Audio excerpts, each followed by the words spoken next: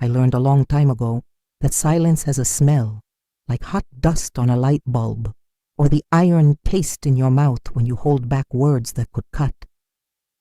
That evening, the house was full of that smell. The dishwasher hummed like an anxious neighbor. The ceiling fan ticked against its own chain, and I stood at the kitchen counter counting cash that didn't belong where I found it. 4 stiff envelopes, each with a hotel's name penciled in the corner. The first one read, Pinecrest, just in case. The handwriting was Daniel's, neat as a grocery list. He had just texted me 10 minutes before. Flight delayed. Don't wait up. A peach-colored lie, soft and easy to swallow. I didn't cry. I didn't throw the envelopes in the sink and turn on the disposal like some woman in a soap opera. I took a breath, cleaned my palms on a dish towel, and set each envelope down like a receipt from an unwanted purchase. Then I rinsed my teacup, made a fresh pot, and sat at the kitchen table with my notebook, the same one I use for grocery lists, sermon notes, and the kind of numbers you write when you're trying to understand your life. I wrote the date. I wrote each hotel name. I wrote the exact cash down to the wrinkled corners and the one bill that smelled faintly of cologne. I made space for questions I wasn't ready to answer. It would be easy to say I knew right then, but truth rarely arrives as a thunderclap. It slides in like a draft under a door, and you only feel it when your ankles go cold.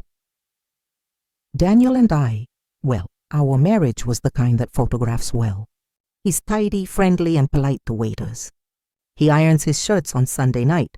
He sends my mother flowers on her birthday and never forgets to tip.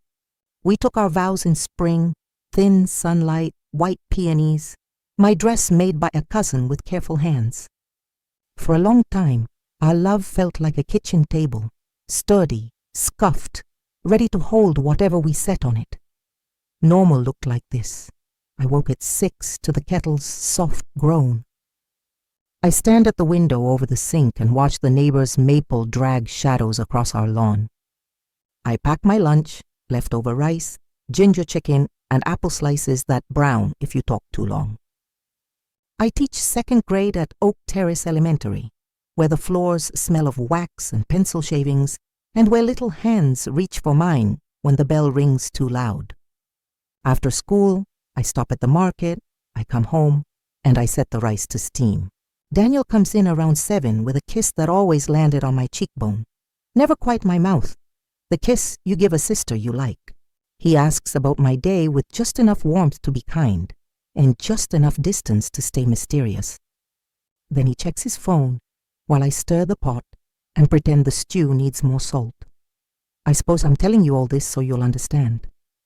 There was love, but there was also a carefulness. We were a pair of dancers who knew every step except how to rest. The first crack appeared small as a hairline. A month before the envelopes, I found a receipt for a hotel near the airport, one of those chain places with carpet that tries too hard and smells like it. It was folded into the pocket of his navy blazer, along with a mint that had melted to the paper and left a little green tear. The total wasn't much. That's what I told myself as my thumb pressed the ink flat. Not much. He travels for work. Sometimes flights get late. Sometimes you're too tired to drive. My stomach didn't believe me. It tugged low the way it does when you pass a street you once lived on, but can't place the house. I tucked the receipt back where I found it. I called my sister Lila and talked about everything but that paper. I asked her about her knee brace and whether she liked the new pastor. I sent her a photo of the begonias re-blooming in the front bed, like stubborn little hearts. And when Daniel got home, I kissed his cheek and told him the stew was a tad salty. And he laughed and said, "That's how I like it." And I wanted to say, "Tell me what else you like that I don't know." That was normal. Then, the questions you set aside like a magazine on the coffee table because guests are coming. And you don't want the room to look messy with truth. But envelopes are not like receipts. Receipts are excuses with numbers. Envelopes are plans. The second clue was scent. He started coming home with a whisper of a smell that wasn't mine. Powder and orange peel. The sort of perfume saleswomen spray in the air and wave like a promise. He said it was the samples they passed out at the office. He said a client hugged him after a deal. He said I was being cute, and maybe I was. We had our jokes. He'd call me Inspector May when I noticed a missing sock or a misfiled bill, and I'd cross my arms and say, Inspector May always solves the case. We would smile. We would let it go.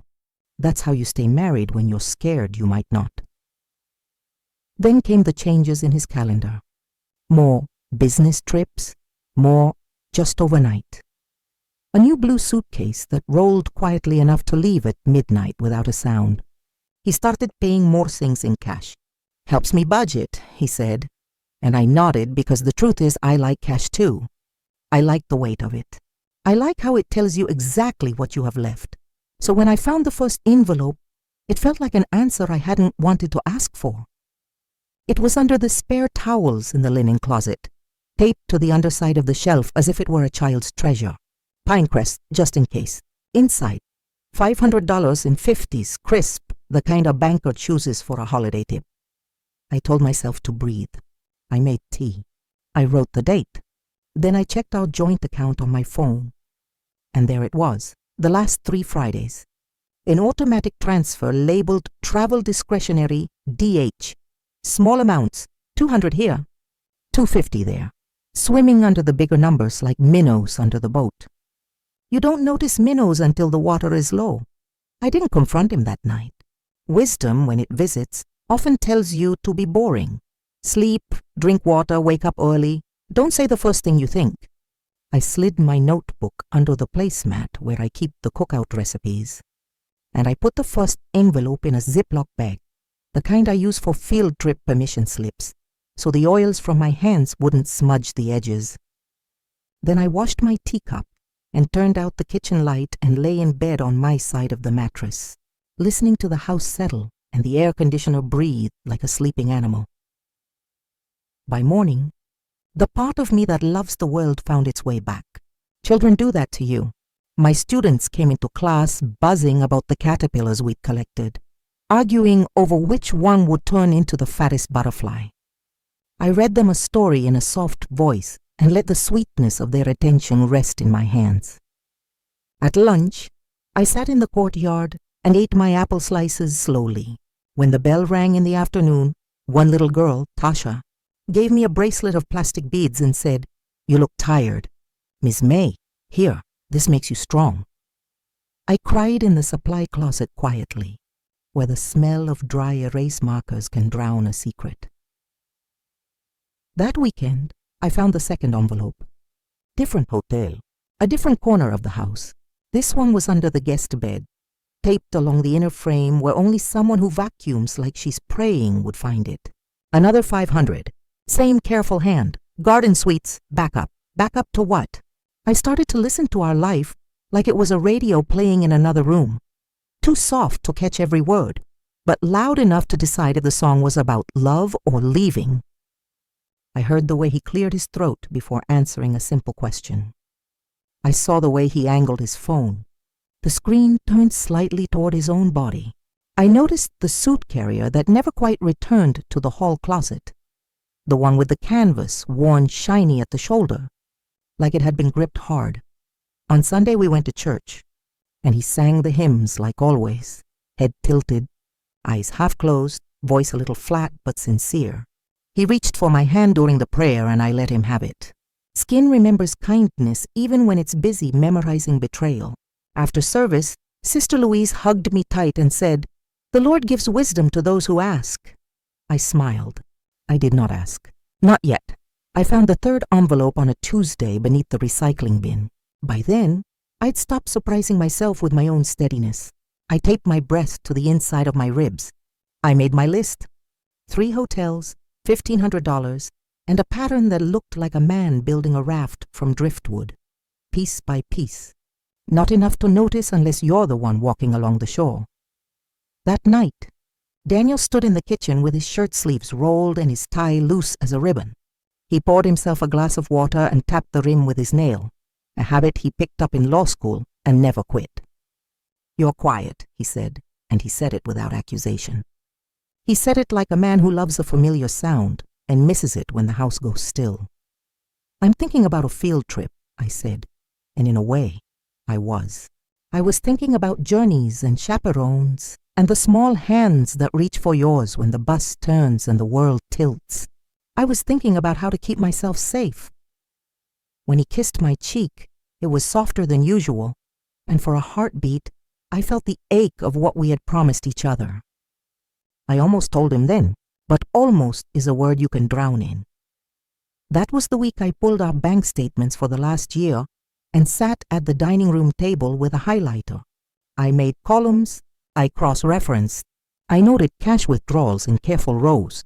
Each yellow line was a breadcrumb, and I followed them without running. I wasn't hunting a man. I was mapping a storm, and when the storm came, I didn't want to be the woman holding an umbrella full of holes. So I started small. I opened a savings account in my name at the credit union next to school, where the clerk calls everyone honey and writes her own name on a post-it so you won't forget who to ask for next time. I set up an automatic transfer from my paycheck for the same amount as Daniel's travel discretionary DH. The first Friday, it clicked over. A green check mark lit up on my screen like a tiny lantern. It wasn't revenge. It was oxygen. I also bought a small fireproof lockbox, the kind you can slide under a bed and forget. I put my passport in there. I put a copy of the deed to my grandmother's land. I put the 3 envelopes and my notebook inside.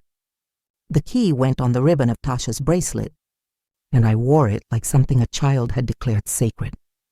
On Thursday, while the rice steamed and the house smelled like garlic and soy, I stood in the kitchen and asked Daniel, casual as breath, "How's Pinecrest? Have you ever stayed there?" He froze for a speck of a second. You could miss if you loved him. "No," he said quickly. "Why?" I shook my head like I'd misread a sign on the highway. "One of the teachers is planning a weekend. Thought you might know if the breakfast is decent." I smiled, and the smile felt like a plank I could walk without splinters. He nodded, relieved. "I think I've heard it's fine," he said, and he took his phone from the counter and set it face down. The screen buzzed under his palm like a trapped fly. He lowered his hand to still it. I stirred the rice, and that was how the slow, small days began to form into something with edges. I didn't know everything, but I knew enough to stop pretending the air was warm when my ankles were cold. When you decide to see, the world shows you everything. I started with small, tidy habits, the kind of habits that, to anyone on the outside, look like a woman keeping a pleasant house. I bought a box of manila folders and labeled them with a teacher's patience. Joint, checking, transfers, cash withdrawals, receipts, travel, receipts, groceries, notes.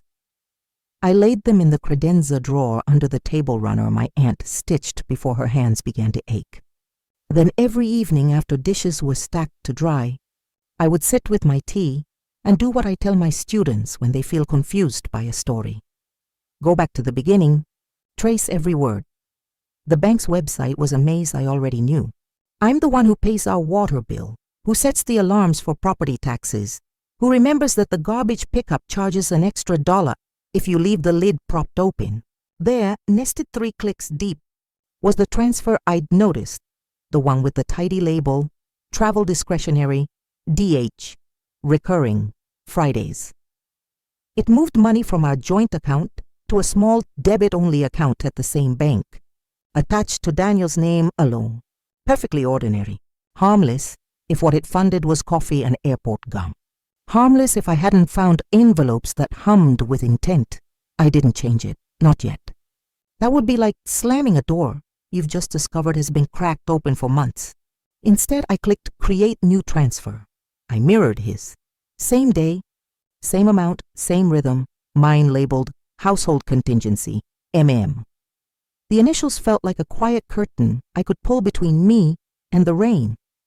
I pointed it from the joint account into the new savings at the credit union, where they call you honey, and I added a note in the memo field for myself. Air, space, choose. Then I called the bank's fraud line, not to accuse anyone, but to ask how to set alerts for out-of-state ATM withdrawals and for transactions at hotels. the woman on the line had a soft voice and efficient fingers. "We can text you anytime there's a charge coded as lodging," she said. "Do you want international alerts as well?" I told her yes, even though Daniel's passport hadn't seen daylight in 2 years. I also set alerts for any transfer edits. "Just cautious," I said, light as conversation. And she laughed and said, "That's never a bad thing." In the afternoons, I began walking a different route home from school, the long way that wraps around the post office. I rented a small P.O. box. Sometimes parents send gifts, I told the clerk, and that was true. Sometimes they send cards with glitter that clings to your sweater like stubborn stars. I didn't need gifts sent there. I needed a place where bank mail could land without sharing a kitchen counter with a man whose eyes had started to skip like a scratched disc. I never touched his phone. I never tailed his car. I never hid in a hotel lobby with sunglasses and a trembling hand. Some people are brave in that way. I am not. My bravery lives in small, practical acts. Screenshots filed by date, a spiral notebook with neat left margins, emails forwarded to my new address so they arrive where only I can hear their footsteps. Once during dinner, his screen lit up face down, just a tremor of light through the frosted case, and I noticed an orange slice emoji in the preview among the dots of a name. It stung, that bright wedge beside whatever she had said. I didn't ask who liked citrus. I passed him the soy sauce and refilled his water and asked if his mother was still taking her calcium pills. He said she was. The orange slice leaned against the edge of my patience and rolled away. The next envelope surfaced on a morning when rain stitched the windows and the house smelled like damp socks left too long in a gym bag. I was changing the vacuum filter, the sort of housekeeping chore that keeps your mind in your hands, when I saw the edge of white behind the furnace intake. Harbor View, rainy day. The goal of it, to joke on paper, 400 this time. I put it in the lockbox and added Harbor View to my list, then did something I hadn't let myself do yet. I Googled them. Pinecrest Business Hotel. Garden Suites, boutique with a bar known for its twilight cocktails. Harbor View, harbor lights, couples packages, a breakfast tray with 2 little jars of jam. My throat made a quiet sound I didn't recognize. That night I ironed pillowcases because heat can smooth what your heart cannot. Daniel came in damp at the edges from the rain, hair flattened, collar wilted. He shook his umbrella on the porch like a dog shakes water from its back, then leaned into the doorway and watched me move the iron back and forth, back and forth.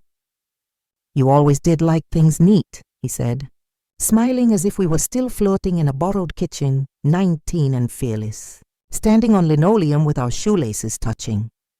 "I like to find what I reach for," I said. "I'll be in Seattle next week." He said it as if extending me a gift card. 2 nights. Client wants to meet in person. Back by Thursday. I nodded and pressed steam into a crease that wasn't there. "You have your hotel sorted. Company books it." He glanced at the counter where his phone slept like a cat. "It's all handled." "Good," I said. And in the warm sigh of the iron, I heard myself years ago saying the same word to a child who had told me he finally learned his times tables. Good. Like a blessing. Like a bandage. He went to shower and the bathroom fan whirred. I took my notebook from the cupboard, turned to a fresh page, and wrote, "Seattle, 2 nights, check transfers, check alerts. On Monday, I got my first text, lodging authorization, garden suites, $50, not a stay. Not a room, a bar pre-authorization likely, or a hold for a reservation. It was lunchtime. My students were unpacking their boxes of crackers and apple juice. I slid the phone into my desk and looked at 20 small faces, each of them hoping for permission for something. Bathroom, extra milk, a question. "We're going to do quiet reading," I said, and their shoulders dropped in relief. Mine did not. That evening Daniel was light, playful even. He tossed me the dish towel like we were on a game show, and I caught it to keep it off the floor. He whistled off-key while chopping green onions, and when I looked up, he was already watching me with that old tenderness, the one that can still trick the body into forgetting how many nights it waited. The text lived in my pocket like a match I refused to strike. The day he left for Seattle, I stood at the front window with my mug and watched him back out of the driveway. He rolled down the window, waved, and then he was gone. A blue car folded into mourning. I finished my tea. I straightened the dish towels. I waited. At 7:13 p.m., my phone hummed. Lodging Harborview, $267.40, not Seattle. Not company booked. Harborview was here. Harborview was 40 minutes from our house. Close enough for a man to invent a flight delay and a meeting that runs long and a tired grin when he walks back through the door. I sat down because my knees remembered my grandmother, and she always sat when news came. I wrote the time. I wrote the charge. I waited again. At 9:04 p.m., another alert. Lodging Harborview, $40.23. A bar drink likely. At 7:24 a.m. the next morning. Lodging Harborview, 18 pesos. I know a breakfast menu when I see one. $18 doesn't buy a solitary meal in a place that offers jam in little jars. That price weighs 2 coffees and a shared toast. When he returned the following day, he carried a small bag and a big story. Delays, a canceled connection, a grumpy client. He set the bag down with a deliberate thump and kissed my cheek like a man who loves the ritual more than the meaning. I looked at his mouth and then at the bag. Tough trip? I asked. The worst. You know how it is. He rubbed his eyes, left his fingers pressed there like he could rearrange his face. I need a shower. Of course, I said. He went down the hall and I walked to the credenza and opened the drawer. I slid another sheet into the lodging folder, aligning the corners, then closed it softly. The house hummed with the noise the house makes when it knows it's being watched. I could feel a question blooming, not whether he was cheating, not anymore. The question was, what do you do with a truth like this if you still want to be the sort of person who looks at herself in the mirror and recognizes her face? That Sunday, Pastor Janice preached about Joseph storing grain in the fat years. Wisdom, she said, isn't fear. It's provision. I wrote that line in my notebook and underlined it twice. On Monday, while Daniel was at work, I opened the bank again. The cursor hovered over his transfer, the one that sent little streams of money into his hotel fund account, like a creek feeding a pond. I clicked edit.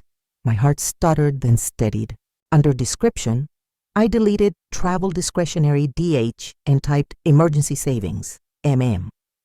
Then instead of his debit-only account, I selected my new credit union savings as the destination. The amount and cadence stayed the same. The river changed course so quietly that the riverbanks wouldn't notice for weeks. I stared at the screen before I hit save, thinking about sin and mercy, about vows and money, and how those two words braid tighter than we admit in premarital counseling. I thought about how many times I had bought the nicer dish towels because he liked the way they felt on his hands. I thought about Tasha's bracelet on my wrist, the little beads clacking like teeth when I reached for the mouse. I pressed confirm. A green banner slid across the top. Your changes have been saved. In the linen closet, I took down the towels, reached under the shelf where the first envelope had clung like a bat, and pressed new tape into the wood. I did not put cash there. I slid in a printed copy of a budget I had made.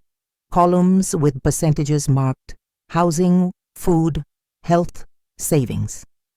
At the bottom, in small letters, I wrote, "You can build a life without lies." It wasn't a note to him. It was a promise to myself, a little paper prayer pasted where only I would see it if I came looking for the past. That night, when he walked in, his tie was crisp and his smile was too. He opened the fridge, drank milk straight from the jug like a teenager, and then caught my eye and laughed, a little boy again. "Don't tell my mother," he said. "I won't," I said. He leaned against the counter, rolling the cool of the glass against his wrist. I was thinking, maybe we should take a weekend away. Somewhere with a view. We could use it. I set down my knife, wiped my hands on the dish towel, and looked at him as if he were a word I was trying to sound out. A view would be nice. I'll plan it, he said, relieved by the agreement like a man given a pardon he hasn't earned. Don't worry about a thing. I stirred the pot and thought, I already am planning. I am planning the part of my life you don't control.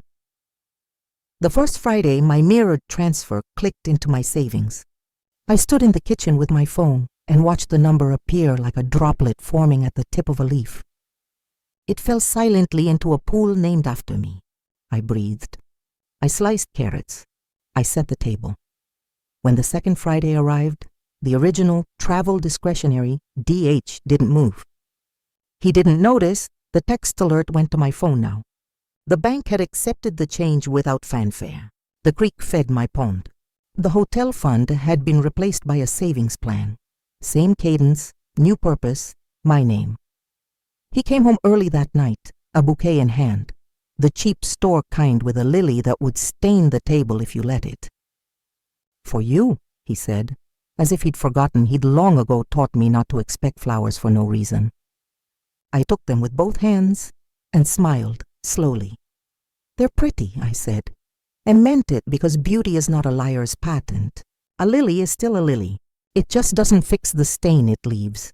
We ate in a hush that felt almost gentle. He asked about my students, and I told him about the boy who'd learned to tie his shoes. He laughed in the right place. He reached for the salt with a familiar hand. I watched him like you watch a coastline you used to live on. Recognition and grief sitting shoulder to shoulder, each pretending not to see the other. Later, while he was in the shower, I took the lockbox key from my wrist and opened the box. I laid the folders out on the bed like a map. I traced the bright highlighter lines with my finger. Charges, times, amounts, hotel names. Each piece was a story he had written without my consent. I was writing a different story now. It had chapters named Plan, Provision, and Proof. I slid everything back into place when the shower turned off. I met him in the hallway and handed him a stack of folded towels. Our fingers brushed. He flinched a little like he'd touched a hot pan by mistake. I wondered if he felt the heat of his lies or the warmth of the home I was still keeping, because I've always been better at making than breaking. Thanks, he said. Anytime, I said, and walked past him into a room with open windows, the night air cool on my ankles, the fan clicking its little chain like a clock in a story about people who finally learned what time it is. Top of form, the morning the kettle wouldn't whistle. I knew the moment had found me. It was Saturday. The house smelled like yesterday's coffee and the lemon oil I use on the dining table when I'm trying to feel steadier than I am. I set out 2 mugs, then put one back. Old habits reach for company. New wisdom reaches for quiet.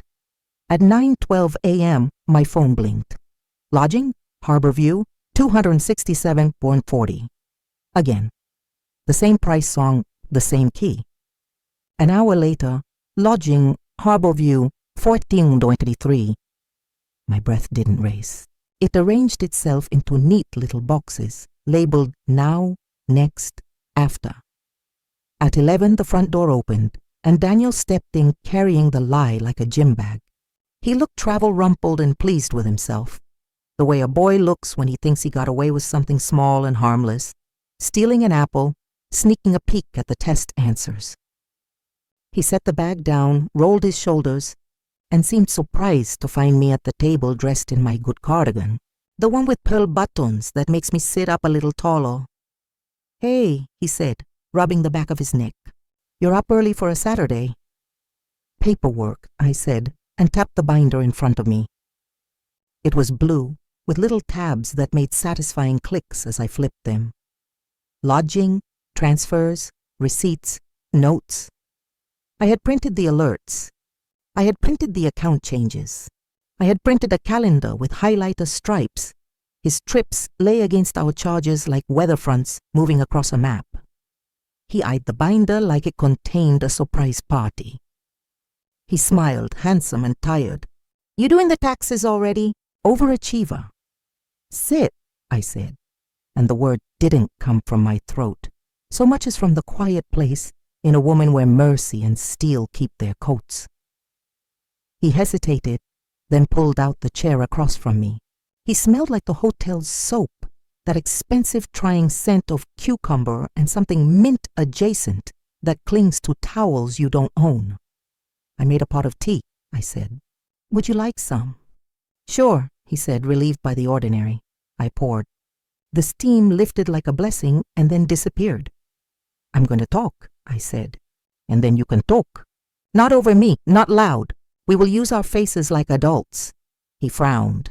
Defensive already, the way people do when they can feel the ground checking itself under their feet. May, what is this? I know about the hotels, I said gently. I know about Pinecrest. Garden Suites Harborview. I opened the binder to the first tab and slid a page forward the way I slide worksheets across little discs. I know about the transfers labeled Travel Discretionary, DH, and the cash. I know how much you've spent and when. I know where the envelopes were taped. I know what jam costs in a place that serves it in jars. He looked at the page. His ears colored. He made a sound that might have been a scoff if he'd been braver. You've been looking at my money? Our money, I said. And yes, I pay the bills. I live here. I've been paying attention. He leaned back, the chair complaining. So what, I get a hotel bar tab and you make it a felony? I travel, May. He smiled, thin. It's called work. Your work has a pattern, I said, flipping to the next tab. I kept my voice low. My students listen better when I whisper. Seattle was Harborview. Harborview is 42 minutes from our house. It has a couples package. It serves breakfast with 2 coffees and toast. You told me you were on a plane. That was not true. This wasn't about sleep or safety. This was about hiding. His jaw moved like he was chewing a too tough piece of meat. He looked at my face, then at the binder, then back at the door, like it might offer a fresher air than the one he had made stale around us. You've always been so thorough, he said finally, as if that were an insult. Look, I admit, sometimes I need time away. The office is relentless. Clients want face-to-face. It's lonely out there. I have been here, I said, tapping the table. Not out there. Not lonely exactly, but alone sometimes. You know there's a difference. I turned another page. There were the photos of the envelopes, date stamped, crisp, each hotel name in his handwriting that was tidy, even when it lied. How long? I asked, and I didn't pour dread into the words. I poured water. How long has there been someone else? His face moved like the weather. Surprise that I had said it. Anger that I had made it plain. Embarrassment that I'd seen his private stupidity. He swallowed. Why do you need to make it? He stopped. He tried a different door. It's not what you think. Then it's exactly what I think, I said softly. Because if it weren't, you would use real words. He stared at the binder. Then his shoulders dropped a fraction. He let his hand slide off the table into his lap. A small boy again, caught with crumbs on his lip.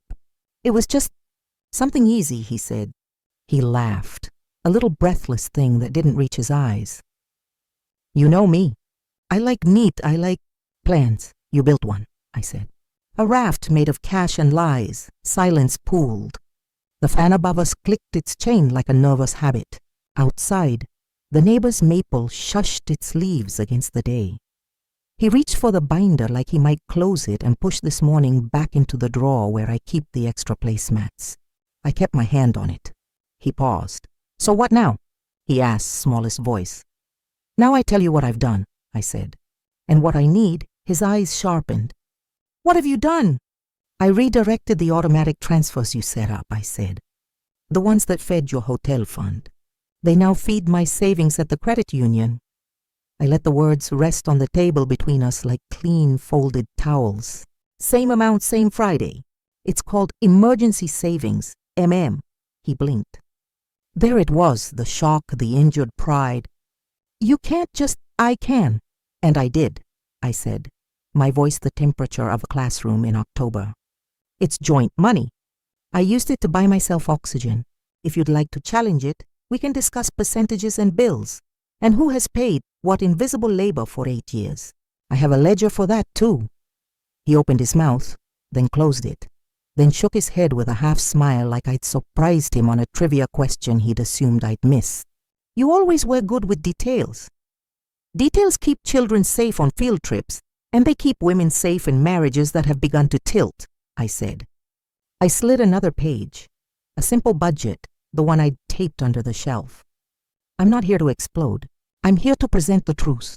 You can bring yours if you find it, he rubbed his forehead, the heel of his hand covering his right eye. So what? This is a trial. You're judge and jury. No, I said, and I felt something inside me release, like a knot that figures out it was a bow all along. This is a boundary. You can meet it or you cannot, but it exists either way. He laughed again, but there was no joy in it. You're going to leave me then. Over what? My mistakes.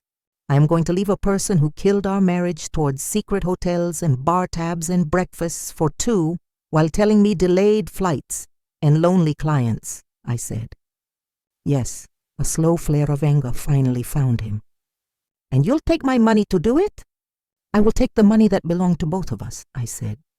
The money we agreed to steward. I have taken only the portion you siphoned for lying. I turned it into something honest. He stood. The chair legs scraped. He paced 2 steps, then 2 back. There are things you don't understand. I am certain that's true, I said, and it came out kind. I don't know the name of the perfume. I don't know the room numbers. I don't know the story you told her about me. But I know I'm done being the only one in this house who tells myself the truth. He stopped. He looked at me like a man at a cliff, the shore both far and close. I could fix it, he said, a sudden boy. If you give me time, I could stop. You could tell me when it began, I said. You could hand me the guest folios and your phone unlocked and the passwords you keep behind your tongue. You could ask for forgiveness. You could tell Pastor Janice you warmed a bed that wasn't yours. You could start there. He sat again, deflated. He stared into his tea like it might show him a picture. I don't want to tell Pastor Janice, he said, almost smiling, and I saw how deep his training went. Confess only what costs you nothing. I know, I said. That's why we're here. We sat long enough to hear the kettle finally find its voice on the stove. A small, late whistle like a bird that's realized morning is almost gone. This is what I need, I said finally. I need you to stay with your mother for a while. I need space to pack without the fog of your explanations in my lungs. I have a lease starting Tuesday. I won't take your grandmother's chest or the painting your aunt gave us. I will take my books, my grandmother's quilt, the wedding china my sister saved for, and the piece I have placed on layaway. You can send a list if I miss something. I will be careful. He swallowed, shocked again by the tenderness of the plan. You're really doing this? I already have, I said, and the words made a steady floor under us both. I'll be in touch about logistics. And counseling, if you want it for yourself. I will need it for me. He reached across the table, then pulled his hand back, as if he had seen the electric fence around what used to be simple territory. Can I ask? He blinked, shame finally finding a chair. Can I ask if you hate me? I don't, I said, and the honesty tasted like plain water. I grieved the man you were with me. I grieved the part of you that wanted love and chose applause. Hate would tangle me with you longer than I planned to stay. He pressed his lips together, then nodded. Okay, he said, but it sounded like a syllable from a language he hadn't learned. He went to the bedroom to pack a bag. I listened to the zippers, the closet door, the little breaths of a life being moved. When he left, he paused in the doorway. You look different, he said. I am different, I said. The door clicked.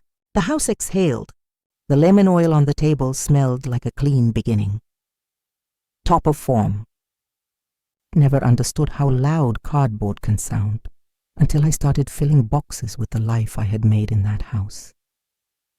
The tape hissed and snapped. The sharp smell of adhesive turned the living room into a post office. I wrote labels with a teacher's handwriting, kitchen glass, books bedroom, linens quilt.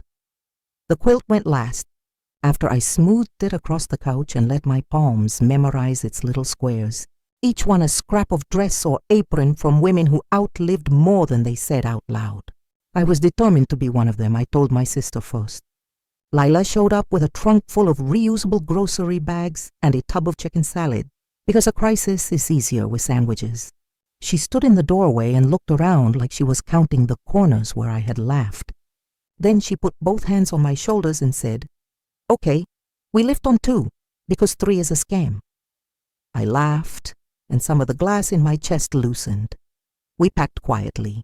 Every so often, she'd reach for an item and ask, "Do you love it?" I kept almost everything that answered yes. The rest I let go, like you release a breath that's tried too hard for too long. Around noon, she said, "Break," and we sat on the floor, backs against the empty bookcase, eating forkfuls fresh from the tub and passing the crackers back and forth until they were crumbs on our jeans. "What will you tell people?" she asked finally, not prying, just offering a place to put the truth. "The truth," I said. "The part that belongs to me. That I left a man who kept secrets large enough to rent rooms. That I'm okay. That I'm not sorry for taking care of myself," she nodded. "Good," she said, wincing like the word had sharp edges. "And your church?" "Pastor first," I said, "then anyone who asks in love." I did not plan to make an announcement. But one thing about the lives we build in community, they don't keep quiet just because we want them to. The first public ripple came sooner than I expected.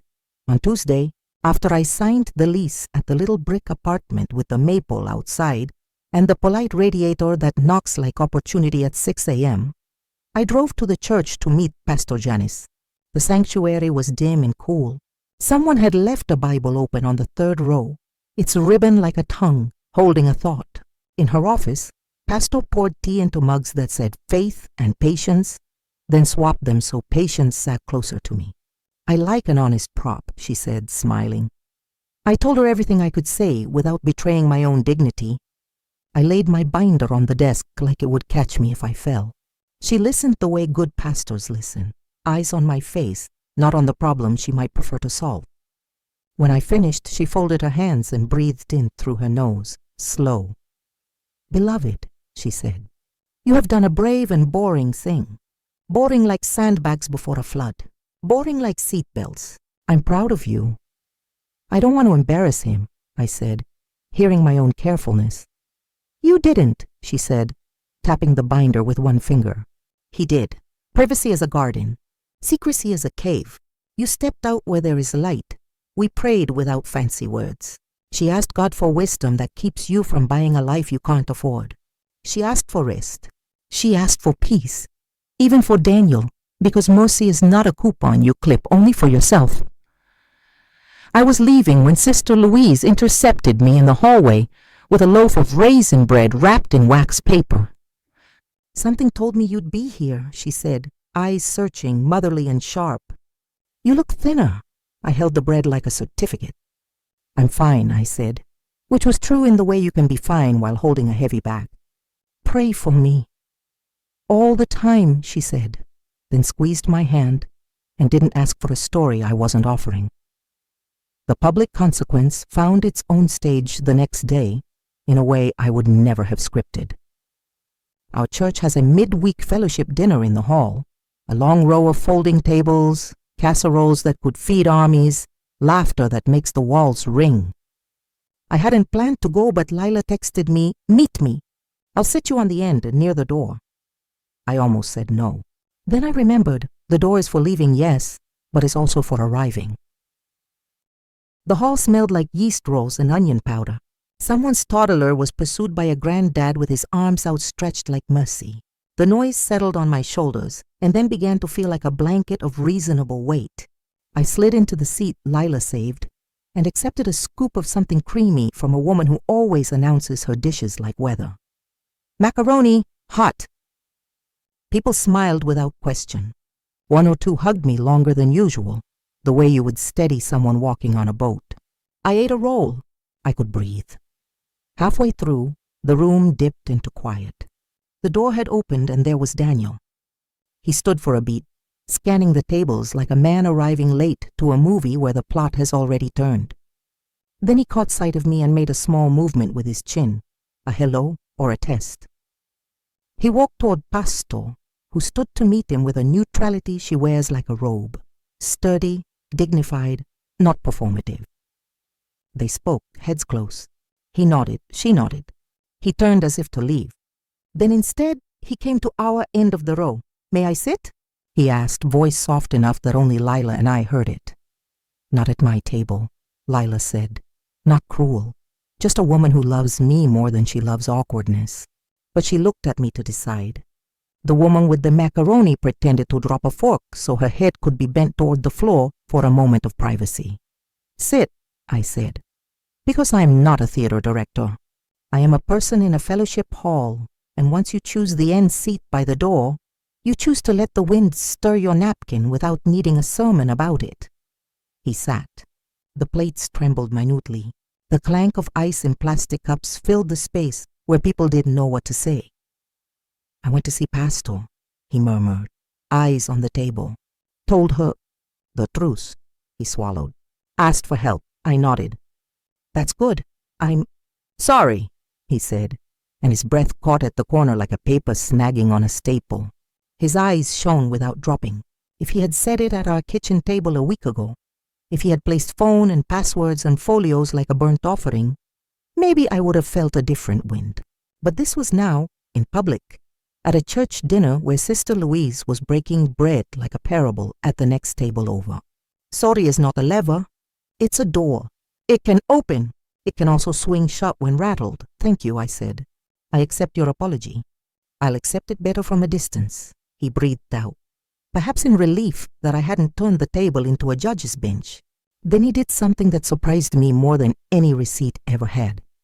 He stood and walked to the microphone at the far end, the one people use when they're announcing Saturday's workday or next month's youth choir trip. He touched it like it might bite, then said, "Excuse me?" And the scrape of chairs went quiet. I expected him to talk about volunteer sign-ups. Instead, he said, voice steady but pale, "I need to apologize to my wife." He looked at me across the room like a man who had spotted shore after a stupid swim. I have failed her. I betrayed our vows. I lied. I'm asking for forgiveness from God and from this community. I'm stepping back from leadership until I can be a person whose word can stand on. Pastor, I'd like to meet with the elders and plan how to make that right. He breathed, shaky. If you see my wife, be gentle with her. Be honest with me. The room didn't gasp. Church people, real church people, know sin is not exotic. Someone murmured, Amen. Not as applause, but as identification. The pastor stood, put a hand on his shoulder, and said into the microphone, "Confession is not a performance. It's a beginning. We'll walk with you. We will also protect what is tender." She looked at me, and the look said, "We will not use your pain as a teaching tool." A hum rose. Somebody started clearing plates, as if to punctuate the scene with service rather than spectacle. Layla put her hand over mine. "Well, that's public," she whispered, eyebrows up. "It's something," I said, feeling a strange mixture of gratitude and distance, like watching a lighthouse from a boat you've already turned toward another harbor. News has a way of walking itself around. By Thursday, my principal had heard enough to stop by my classroom after dismissal. "Just checking you've got support," she said, leaning in the doorway, taking in the butterfly habitat and the math facts around the whiteboard, the safe, small world I run like a well-oiled train set. "If you need a day or two—" "I actually need something longer," I said, surprising myself with the clarity. "Not now, not a break. I want to start an after-school club in the fall. Basic money sense for our 5th grade girls. How to open a bank account. What interest is... Why don't you co-sign for a boyfriend at 19? I smiled. "I think maybe I'm supposed to build a little ark." Her face brightened like a switch. "Oh, May," she said. Yes. We can find a mini grant. We can bring in someone from the credit union. You can use my room if you need the projector." That was the public consequence I wanted. Not humiliation, not phone calls full of gossip, not any punishment beyond the natural gravity of what had been done. I wanted the truth to seed something useful. I wanted young girls to hold a ledger before they held a man's distraction. Daniel faced his own consequences, the normal kind. He told his manager he was taking a leave. He called his mother and told her more than she wanted to hear. He returned the company card he had used too freely. He lost the leadership of the men's Bible study without argument. He started attending a Tuesday night group, where men sit in a circle and say sentences that sound simple and cost blood. I wanted to be admired more than I wanted to be honest. He sent me a photo of the whiteboard covered in scrawled steps toward integrity. Then texted, "Sorry." I responded with a thumbs up because there are only so many words a person can write when she is busy making a bed in a new apartment with a maple outside that taps. Hello at dusk. I moved on a warm evening. The apartment smelled like paint and floor cleaner and someone else's past gently erased. Lila brought a lamp with a wide shade that throws light like a kind hand. We set up the kitchen first, because women like us make tea before we hang pictures. I tucked the lockbox into the back of the bedroom closet. I slid my binder onto the top shelf. I put the Tasha bracelet key in a little dish shaped like a leaf. I breathed and the walls seemed to breathe back before bed. I stood in the open window and listened to the new street, a teenager laughing into a phone, a dog's tags jingling, a bus whooshing by like wind with an appointment. I pressed my palm against the glass and let it cool the heat in my hand. "Thank you," I said out loud, to no one in particular and to everything that had carried me. The next morning, the kettle whistled right on time. I sat with my tea and the maple's shadow on the table and wrote a list of a different kind than the ones I had been writing. Curtains, mixing bowls, rug, patience. I drew a tiny box next to patience and pretended I could check it off by noon. Then I tucked the list under the magnet on the fridge and went to school with my shoulders down. At lunch, I checked my credit union account. My Friday transfer had landed with its little green check mark, faithful as a bus schedule. I made a note to increase it by $20 next month. When I stopped paying for cable, I never watched.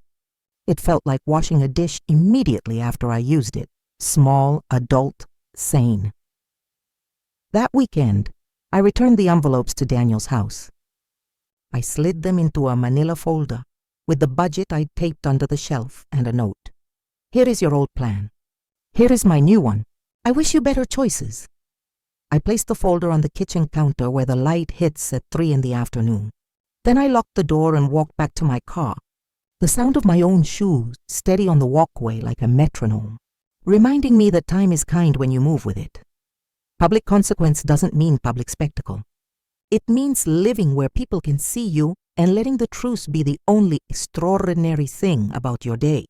I kept showing up, church, school, the grocery store, where the woman at the deli asked, "Thin or regular?" And I say, "Regular," because I'm tired of thin.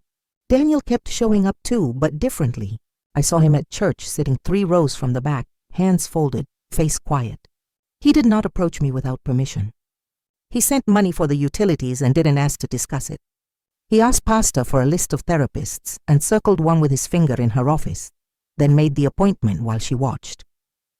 That was not my business anymore and not my burden, but I noted it the way you note the weather before you decide whether to take an umbrella, with interest and without investment. At school, word traveled as it always does, half on the backs of facts, half on the legs of guesses. I kept my head down and my humor up.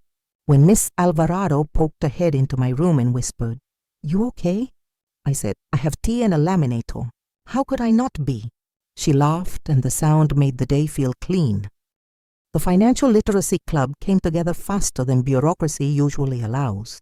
The credit union sent a woman named Keisha, who wore a pin shaped like a tiny piggy bank. "I love 5th graders," she said, bracing her tote on her hip like a baby. They ask real questions.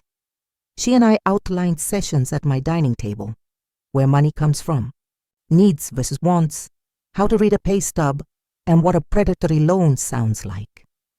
We planned to end with a field trip to the credit union, where the girls could deposit $5 into accounts with their names on them. When I told my class, a girl in the 2nd row raised her hand and asked, "Can I name mine the Freedom Jar?" I said yes, and had to turn to the whiteboard for a moment to write Freedom Jar in bubble letters so my eyes could blink without an audience. By the time leaves started turning at the tips, my apartment felt like home. 2 plates in the cabinet, 1 soft robe on the hook, a bookshelf that leaned just enough to look cozy. When I caught sight of myself in the hallway mirror, I recognized my face again. The soft places had not disappeared. They had simply moved to where they belong, inside, not dragged like a net behind a boat, hoping to catch a fluke of love. I saw Daniel less. Once in the grocery store, we crossed paths in the pasta aisle. He glanced at the whole wheat and then at me. "You always said the penny holds the sauce better," he said, offering a memory like a truce. "It still does," I said, offering back only what I could afford. His cart held a single basket. Mine held lemons and paper towels and a basil plant tilted like a small green flag. We stood there, two people who had shared a bedroom and now share an aisle. "How are you?" I asked, polite as weather. "Going to meetings." "Seeing a counselor," he said, like a list of chores he was learning to honor. He stopped. He started again with a safer sentence. "I'm sorry for making you carry more than your share for years." "Thank you," I said. It was heavy, but I put it down. I touched the basil leaves with gentle fingers, pulled in the smell. "Take care of yourself, Daniel." "You too, May." He smiled, earnest and small. We wheeled in opposite directions, both choosing penny. On a Sunday in late October, Pastor asked me if I would share a brief testimony during service, not about Daniel, not about hotels, not about sin with a headline, but about building a life with good bones. "We're doing a series on wisdom," she said. "I want the women to hear that preparing is not a lack of faith." I stood at the pulpit in a simple navy dress, the maple outside spilling light through the stained glass. I spoke about little things, lists, lockboxes, the courage to look at numbers and at your reflection. I spoke about our girls and Keisha's piggy bank pin, about the freedom jar, and about how saving is not hoarding but hospitality for your future self. I did not mention Harborview. I did not need to. The room nodded in that way. A room nods when it recognizes itself. Afterward, 3 women I didn't know well came up one by one and touched my arm in the way women ask permission to speak. One said, "I opened my own account last week." Another said, "I told my daughter no for the first time and we both survived." The third said, "I didn't know I was allowed to be careful." I hugged each one and thought, this is the consequence I can live with. Quiet ripples that turn into currents. In the afternoon, I sat at my apartment window with a bowl of soup, listening to the maple tap an old rhythm against the glass. The radiator clicked. The city moved under my window like a big cat, self-possessed, unhurried. I felt the sort of peace that doesn't make noise.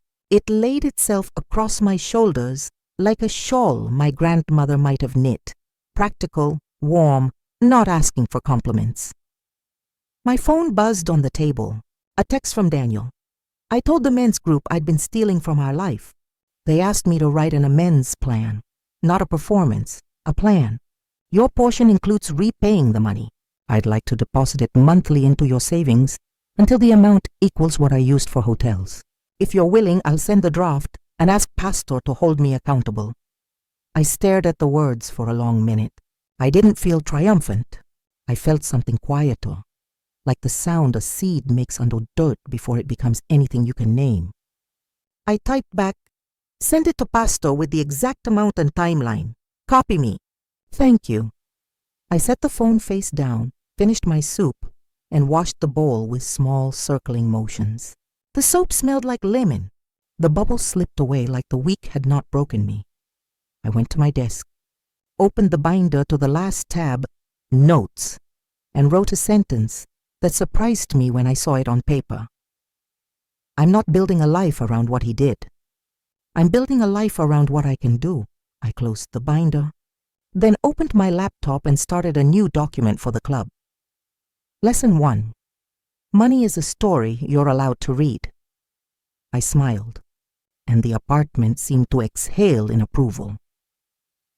Winter came with the kind of cold that makes the maple outside my window look like a ballerina caught mid-bow, bare, elegant, unashamed. I learned the new apartment's voice, the radiator tapping afternoons into even pieces, the stairwell echoing with neighbors' soft good nights, the kettle whistling right when I need it to. Peace doesn't ask for a parade. It pulls up a chair and starts shelling peas. On the first Friday of the new year, I met Keisha and 12 spark-eyed girls at the credit union for our club's field trip. We lined up at the counter like saints at communion. Each child slid 5 wrinkled dollars across the desk with a seriousness that made the teller sit up taller. When Tasha, my bracelet girl, signed her name, she looked at me as if a door had just opened that nobody could close again. "This is for my freedom jar," she whispered. "Mine too," I whispered back, and we both meant it. That night I walked home under a sky so clear it sounded like glass. The apartment smelled like the lentil soup I'd left in the slow cooker.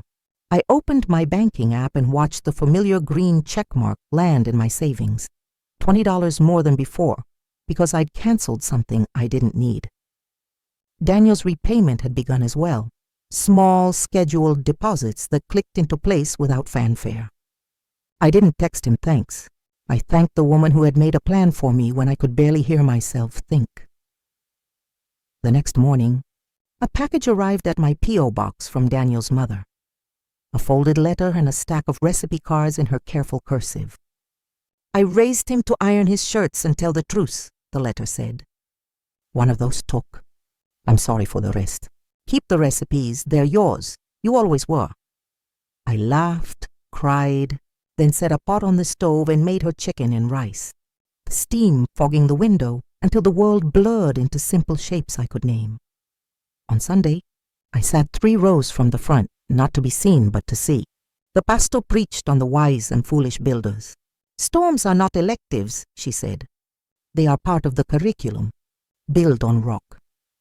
I ran my thumb along the spine of my Bible and thought of lockboxes, binders, girls with bank pins, as to the quiet yes that lives at the center of a woman who has chosen herself without choosing bitterness.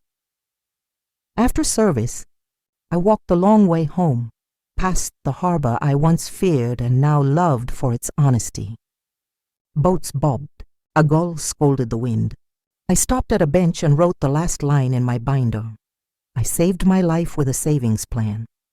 Then I closed it, not like an ending, but like a book you'll return to when the light is good. Back in my kitchen, I set 2 bowls, then put one away. Old habits look for company. New wisdom makes room for it. I ate slowly, breathed steadily, and let the afternoon lie itself down soft across the table, warm as a quilt sewn by women who knew storms and kept their needles moving. Would you have done what I did? Tell me in the comments, what would your freedom jar hold first? If my story kept you company today, subscribe for more and share this with someone who needs a gentle nudge toward their own safe beginning.